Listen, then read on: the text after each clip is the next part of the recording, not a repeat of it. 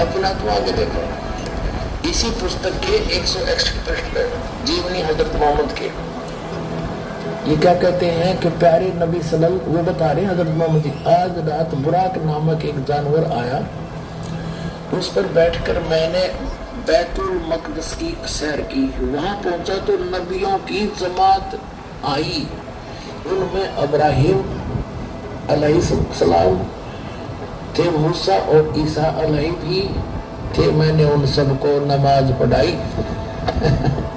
अब सुन ले डॉक्टर जाकिर भाई, मुसलमानों ने अपना विधान अपने आप बना रखे कुरान शरीफ को ना समझ कर।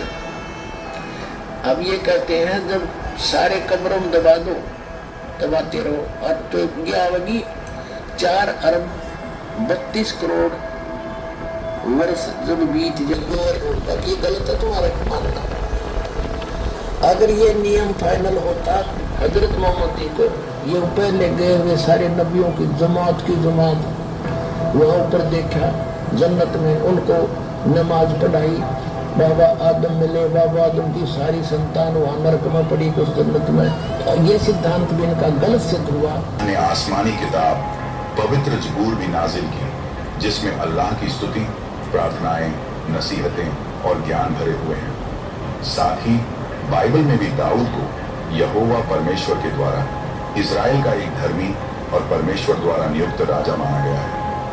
अब यहाँ ध्यान देने वाली बात यह है कि दाऊद को केवल राजा ही नहीं बनाया गया, बल्कि उसे यहोवा की आत्मा द्वारा संचालित भी बताया गया। पाक कुरान में भी प्रमाण मिलता है। सूरह अन-निसा 4 आयत 163, हे नबी, हमने आपकी ओर वैसे ही संदेश भेजा है जैसे नूह और उसके बाद के नबियों के पास था, याकूब तथा उसकी संतान ईसा, अय्यूब, यूनुस, हारून और सुलेमान के पास भेजी। और हमने दाऊद को जबूर प्रदान की थी। इसके बाद बाइबल में लिखा है कि यहोवा परमेश्वर ने दाऊद को राजा चुना और उसकी आत्मा दाऊद पर आ गई। 1 शमूएल अध्याय 16 पद 13।